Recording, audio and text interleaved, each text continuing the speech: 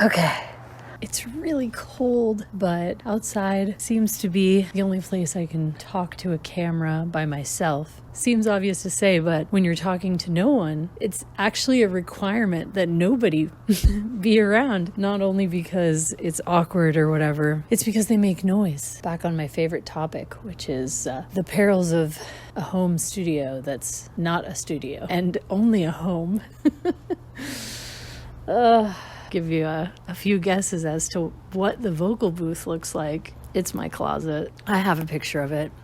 Anyway, this is my microphone right now. It's my old iPhone. My current iPhone is filming me. And this is the peppermint tea that's going to fortify me through this bitter cold night to just log some of my feelings and thoughts in real time. I've been doing a lot of looking back. It's been about a year, a little over a year, since I started writing the songs that are on this album that I'm now finishing, and I'm trying to catch up on documenting all of it, journaling it in retrospect, but still fresh enough in my mind to where I feel like it's kind of diary-esque. Anyway, I'm working on part 3 right now. But yeah, so in addition to this Patreon project being an opportunity for me to reflect on the past, catalog how I got to where I'm at now, I also want to document in real time, give updates on how the progress is going, what I'm working on. There has just always been this desire and this instinct inside of me to document everything. I got really into photography for a time. I wrote diaries as a kid. Now I'm thinking about it a little bit differently in that I'm trying to also think about what people would want to know, what things I'm supposed to reveal before I go promoting everything, because there's some kind of logic to that, which I'm gonna figure out, I'm sure. For example, if you know me in real life and have hung out with me, maybe done a play date with my kids or something, you know everything about this album. You know what it's called, how many tracks it has, all that stuff. You've probably heard some of the early demos and stuff, especially early on when I was writing the songs. I didn't think I was making an album. I just thought I was writing songs. I was showing everybody. And now I'm kind of like, oh, but I really want to shine these up good before you put them on your computer and get used to them. I want to give you the real thing. I don't know, I'm keeping things close to the vest, but there's incredibly exciting news that it's very difficult for me to keep it in. At the same time, I don't know whether I'm supposed to tell you about it right now. For instance, in this video. This video is supposed to be update on my second studio session, which I had this weekend, yesterday. So it's super fresh in my mind. I'm sitting down to tell you about that. This is what I got done. This is what I need to do next. That being said, oh man. So I don't know if I'm supposed to reveal it or at what point or whatever. It's weird because it's first of all, I don't know what I'm talking about. It could be that I'm totally supposed to say everything as it happens and keep nothing close to the vest or whatever. I'm sure some people do, and that's a strategy, but I don't want people to make assumptions about the art before they experience it as a thing. And so it's really hard. I don't know what I'm doing. And I kind of feel in particular, this thing that I'm talking about right now that's transpired since we've last spoken, that's got me so fucking jazzed about getting back to work. I have so much energy and so much new inspiration. It's kind of overwhelming because it's for all of the songs at once. But I kind of feel just dropping it, oh yeah, this is happening and it's really cool. It kind of undersells how big it is and how cool. So I don't want to do the wrong thing, I guess what I will say is I have recruited a musician who I greatly admire. I would say their albums raised me a little when it comes to my music taste. That magical age range in your teens, early 20s, whatever it is, that span of time. It's probably different for different people, but there's some coming of age period where you really connect with an album and it just never ever leaves you, and you listen to it so much. It just becomes part of the blueprint of your understanding of music, what you like and your taste. And I reached out. I said, do you want to help me with my album? An instrument I don't play. And he was like, send me some songs. And I was like, okay. And then, every time I hear back, it's just like, oh, I really like your songs. That would be really fun to play. Let's do it. So once again, the origin story essay series, if you've read that, then you know that this whole thing kind of got started with me reaching out to a musician that I really admire and was a huge fan of their music. He was offering music lessons, and I was like, will you accept me as a student? And he was like, yes. And I was like, what? Why would you do that? This kind of felt exactly the same. I was just like, wait, for real? And I sent more of the songs. I sent the whole album, and he was like, this is awesome, and it's like, it's hard to process that. It's just, I just got the music, like their part back, and it's just giving me life. So it's really distracting me from giving you the update, the progress report that I feel that I owe.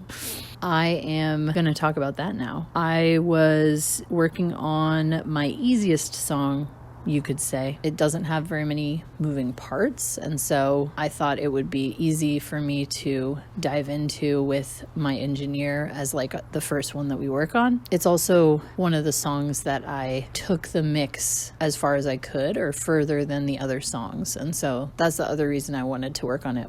I wanted to know how close I got, if that makes sense. And I just thought it would be easier to get a feel for the process of working with him, what it would be like in the studio. The first studio day was just listening and talking about the songs, talking about what we hear, what's not there that I can sort of hear in my head of what needs to change or things I want to add that I already know. Me trying to get him to tell me like what he thinks I could add or whatever, and he's like, it's your album, He's extremely respectful about, he's just picking up on accurately the vibe that like I made these songs with my bare hands bit by bit. It is a solo project. It's just, yeah, I think now that I have the help of this other musician, it's more of a collaboration than I ever hoped that it would be. But it's still like I have hired a session musician and I get to do whatever I want with what he sends back to me. So that's what I'm doing. I got that stuff back. I had my first studio day where we were going in to work on a song, and we were working on Wednesday mornings, which I made a video about like last week or whatever. I added another guitar to it, so we looked at that together in the studio. I went into it thinking, okay, we have to mix in this new guitar, and then I want to add vocal harmonies. It needs more in certain places or whatever. And then when we actually like worked on it and looked at it, and you could like hear it better than I can when I'm mixing on my headphones, I decided to re-record part of the vocals for that, which is really exciting because it's kind of just like almost just testing out the process of that too. Part of the reason I wanted to go to an engineer who has access to a studio is my aforementioned issues recording at the house, which is why I'm recording with all of the traffic sounds and the bitter cold out here, because inside my house is my family and my cat, where it would be hard to film. So I wanted to test out the process of recording vocals there, and I did. I basically did one take with like no warming up, so it sounds kind of bad. And if I knew how to use Melodyne or whatever to edit the pitch of singing, I would probably use it because it's like mostly good, you know what I mean? Because I still mixed it in. I still have a mix that is almost done. Like I think if I re-record that vocal again next time I go into the studio and it sounds good this time, then the song is like, it could be done. Now, I'm trying to hold my horses because I'm not the professional mixing engineer here, so I might not have hit everything exactly like I should have. I'm gonna go in and check my work kind of thing. So basically, Wednesday mornings I wrote like a year ago, and I did work on the mix with my teacher a little bit.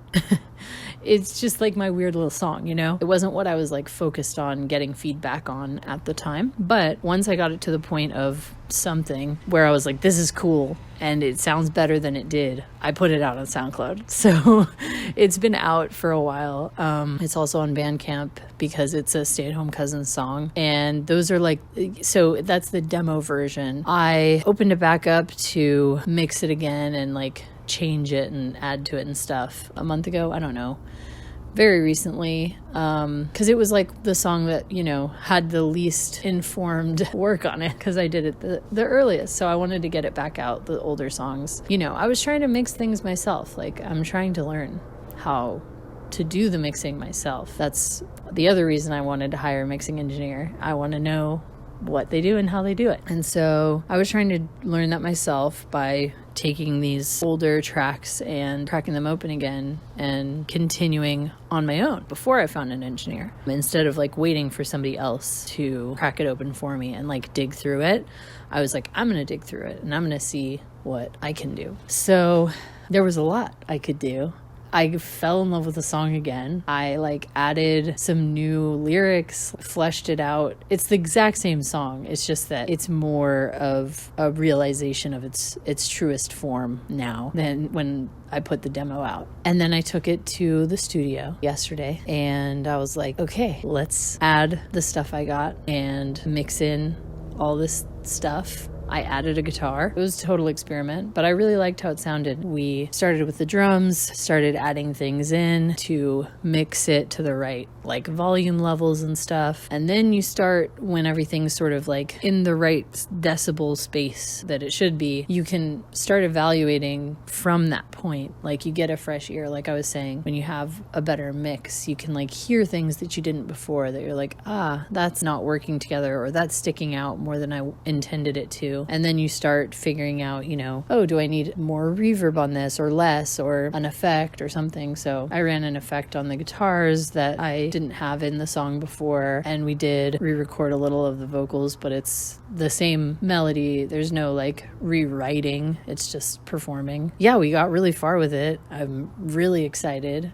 with how much we got done in one session. It was like 3.5 hours in the morning. It's not that much time, but it's amazing how much you can get done when there aren't two toddlers in the general vicinity, or like you're trying to be quiet because they're asleep or something. I'm really happy with the results. Like the actual song sounds so close to done. And what I mean by that is really weird and like difficult to explain what it is that's causing me to want to push things further than I can on my own, you know? Like I think a lot of people might listen to my demos and hear how passionate I am about it and be like, well, why don't you just put it out? You know, you finished writing the songs, and that's very sweet and supportive. However, that is very wrong, because, you know, when I hear the songs, and this is different for each song, obviously, but I hear all of the things that I would change. The guitar track that I recorded under duress during a nap time and didn't have time to do any other takes. In the same way that now, with my almost finished, almost like album ready, I feel like, copy of Wednesday Mornings, I still do think that the vocal is not good enough, or it's not what I wanted exactly, right? And that is because I was like, okay, I need to get home and be with my kids, which is my choice and my pleasure and my, you know, privilege to have that kind of lifestyle right now in general with, you know, my kids and being able to stay at home with them. You know, I obviously wouldn't trade it for anything. But at the same time, like, there are aspects to making the music that are very much impacted by that. And one of them is when I'm writing a song, I'm kind of trying to, like, you know, the recording is like the piece of paper that I'm writing down the guitar tab or the sheet music or the lyrics to, like, save for later. If that makes sense. I'm recording it because I'm not very proficient at writing guitar tablature. I actually don't know how to do it. I'm actually struggling for my life every single, you know, little dot that I write on the page, which is okay. I can struggle. I can take a long time and I can come out with something physical on the page, but yeah, if you look at what I was working on last video, where I was like, I will write it down. Will you really? This is what actually happened. Basically, I write down the notes that I know are there for the guitar riff. Then, in order to figure it out on the guitar, I had to literally write down the names of the notes for each string, even though I know I could tell you them right now. Like when I'm tuning a guitar, I know. Anyway, I don't have it like locked in to the point where I can be like, oh, I'm looking for an A sharp. I'm going to go to this string and it's going to be this many frets. Like I have to look at a diagram and be like, oh, A sharp, that's going to be 1/2 step from this A string or whatever. So I had to write down the strings and then figure it out and then write down, you know, I had to write down the tabs. And then once I figured it out in my fingers, did I write down a little like outline of the whole song structure and be like, this is how many times you do the riff and whatever? No, it was a nap time session. Okay. I figured it out and then I just played it into the computer until I got a kind of good take. And that was it. And then what else is written on this page is I had a piano lesson, like, you know, later that day or whatever. And I was like, hey, you want to help me out, figure out what key this is in or what chord this is or whatever. And that was awesome. And I found out a lot about the chord that is that song. And that's all that's written down on the paper. This is a awful tangent, and I have no idea whether I'm doing a good job in this video, but my point is I have very little time to work on my music project and I'm interrupted in it a lot. And so my demos are not, I got to pour over this song and re-record and retake until I could get the very, very best recording that I can possibly get. And that's my demo and it's on a tape and I'm giving it out, you know, on the street outside of the club or something. It's not like that kind of demo.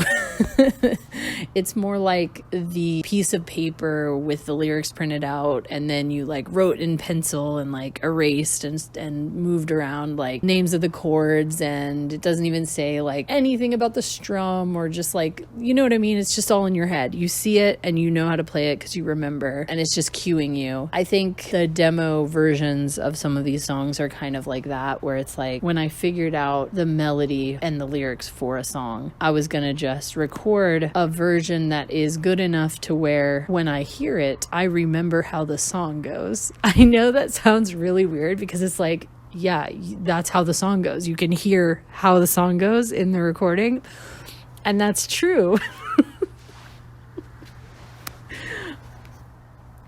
But not exactly.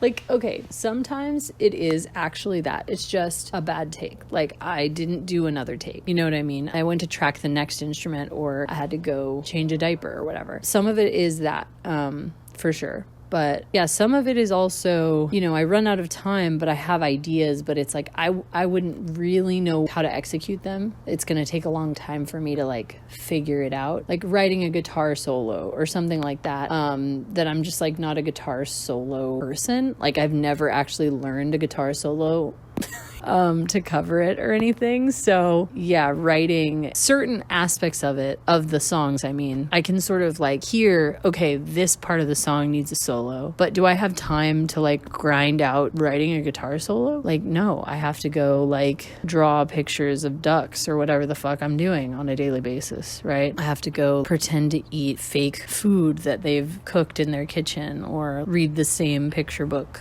over and over. And I'm like, that's what really matters. You know, I need to eat the food that's like spinach flavored cake or whatever they're cooking and be like, yum, yum, yum, yum. And that's my job. You know, that's my full-time job. So I'm happy with that. I think that that actually is more important. And so if I have a version of the song that I can hear it and I remember what this song is supposed to be, and I can hear the gaps in it and be like, yeah, another guitar goes there. Or like getting crazier, I've allowed myself to get crazier and be like, what if I had a violinist and I found, you know, I've been very creative in my mind palace about how big this could go. So far, hey, shooting my shot and just being like, hey, do you want to, it's worked out well for me. So never say never. But, some of the time it's stuff that I actually don't know what it's going to be. Like, I'm like, oh, it needs more harmonies. Do I have a, music notation staff paper with the melody and the harmonies like all mapped out? And it's like, oh, I just need to track that. No. Absolutely not. I figure out the melody and the harmony when I'm actually recording it.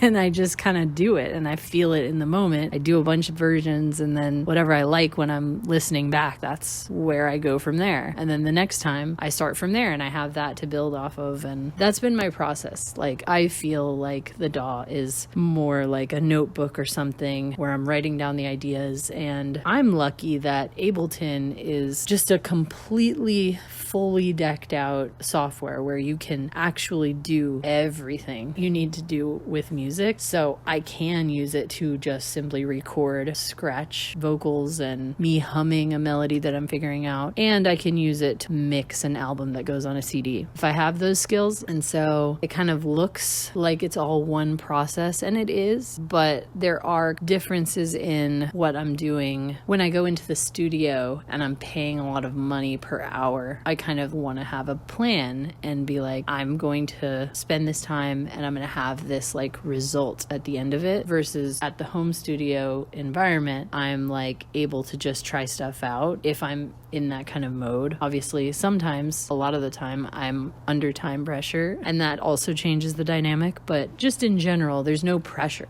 Like, if I'm fucking up the guitar part a million times and I have to track it a bunch of times and it's really easy, and you're looking at me like, you fucking play guitar? Like, what? Like, this is, pathetic, basically.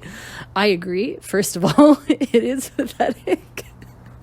I'm comfortable with that. It's fine. But also, I'm not gonna like pay you to sit there and watch me be pathetic. So, to some extent, I'm going to have to get over that when it comes to vocals, because I'm going to need to sit there and take my time. Like, next time, I'm going to try to get to the recording part, like, as soon as I can in the session, so that I just have more time and I feel less pressure and I can check my work. So I made a lot of progress at the studio. I made a lot of progress when I came home last night. And at this point, I'm so happy with where it is. It sounds like it could be on a CD or playing on the radio. Like, when I say it's done, it's not just that it's not the handwritten pencil scratches on a notebook page anymore. It's also that the mix is good. It sounds professional grade. And I know there are a ton of albums out there that are really beloved that sound like shit or whatever,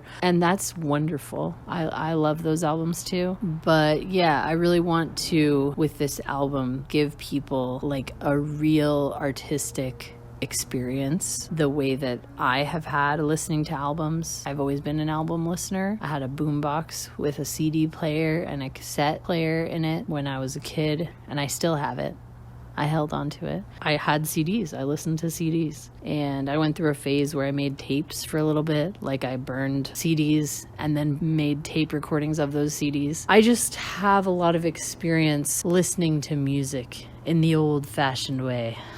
And there's something different about it when you hear a song in the context of, this is a piece of finished work. It's like you can see a painting that's kind of like sitting on the floor and leaning against the wall, and it doesn't have a frame. It's just like sitting there, raw canvas sides, and you can look at it and it's like in the corner of somebody's studio and you're like, that one's really cool.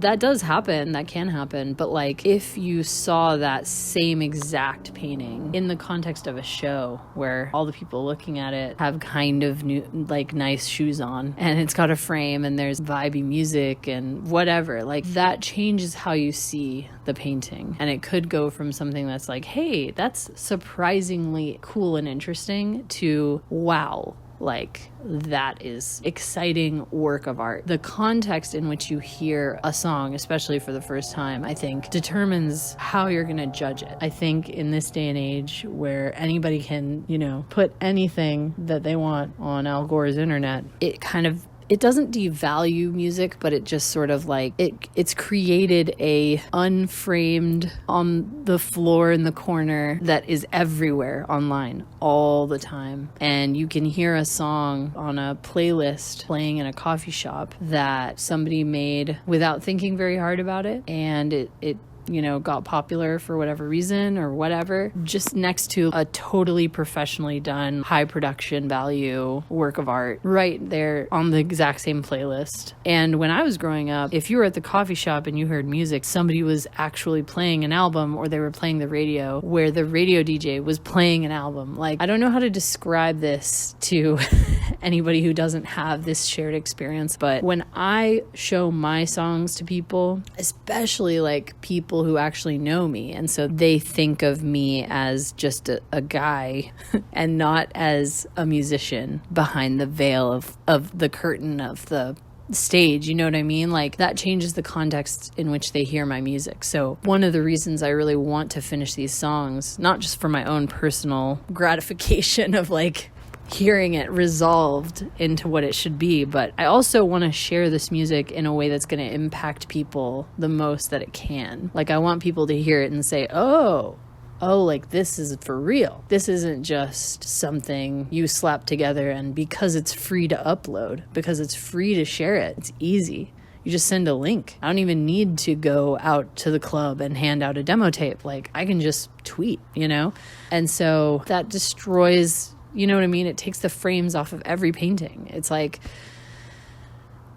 the work itself has to have that frame, has to have that glass of wine and the ambiance of an art opening. Like, it has to sound professional level quality and finished to the point where when you hear it, you're like, I'm going to take this in like I take in a new, whichever artist you like, album. I want to share the art, and I want people to take it seriously. If you listen to my song, then you're going to listen a little bit differently. You're going to maybe listen to the lyrics more closely. You might actually hear the lyrics because the mix is good rather than them being totally washed out. I mean, there are some practical aspects, but I think it's also part of the level of finish that I'm looking for has to do with this. It's about trying to get people to take the album seriously, not because I am looking for a specific like review from somebody or a result in like go on tour or sell 1 million copies or something, but more just like, if I have someone's ears, if I am so lucky that somebody has actually taken the time to listen to the album, I want it to be as impactful for them in that listening experience as possible. I know I don't have a lot of opportunity to get somebody to actually listen to the album. Some people just don't listen to music at all because there's so much else that you can listen to, like podcasts and audiobooks, and just there's so much available to spend your time or to spend your ears or whatever. And so, yeah, if you do me the great honor of listening to my record, then I want it to be like hitting as much as it could possibly have hit for you as an individual person. And so that's my guiding light in these studio sessions, is just sort of taking it as far as I can. I see paying the engineer and paying for the studio time as music lessons, the same way I pay for piano lessons and stuff. I want to learn.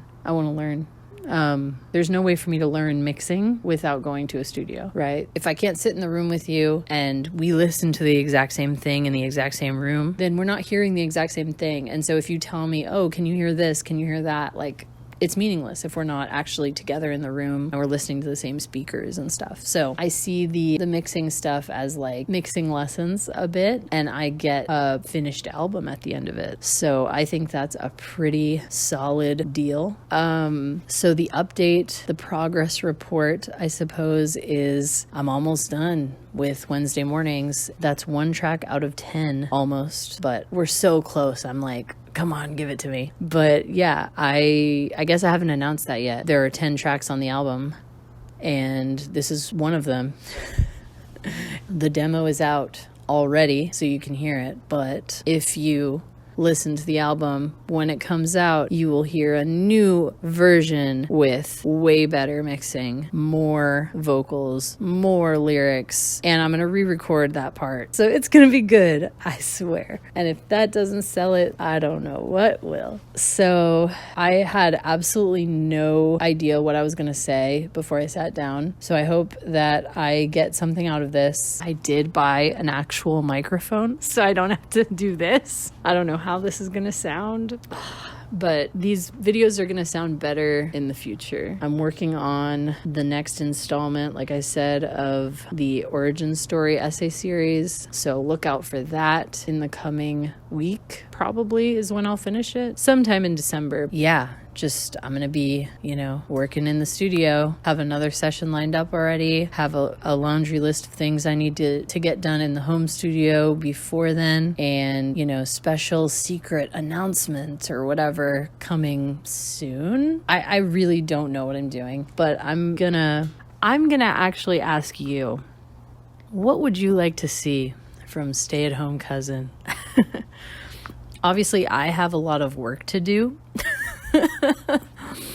And not a lot of time to do it, but I do want to know what you'd like to see from me. Would you like to see sort of technical, like nerding out about my actual, Ableton file and showing you stuff on there, process things? I don't know how relevant that would be if you're not actually making music also, but I could do, cover songs or little extra things that are not related to the album too. It would just kind of have to be like whenever I had time in between all these other things. But if that's something you want to see, then, or if you have any music industry insider tips to help me know what I'm supposed to reveal and conceal and when to reveal things, hit me up. I need help. I do. This was truly just off the top of the dome, and hopefully it is a good enough documentation of how I'm feeling right now about everything I got done. It feels real good. It feels real good. I've felt this way before. It was the first song that I got mixed and mastered by somebody else, and I had to kind of just like say goodbye, send off my stems, and then get back the finished track. And then there was like a few revisions, but when I got it back, I can't describe to you how it felt, because again, when you push a song really far and you're like, this is the farthest that I know how to do, and I can hear that it's not done. So when I got back the mastered version, I was like, oh my God, I need this feeling. I want to do more of this. And so that's when I started putting together all of these songs that have come together into an album. Was that one song. I was like, this is really good. I need to get it mixed. It needs to be finished because it's so good. I want people to hear it and be like, wow, and not just dismiss it because it doesn't sound professional. And so I got that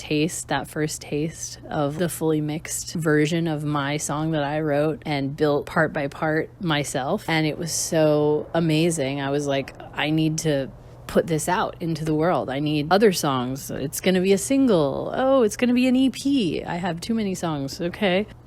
I look up one day and I'm like, this is an album.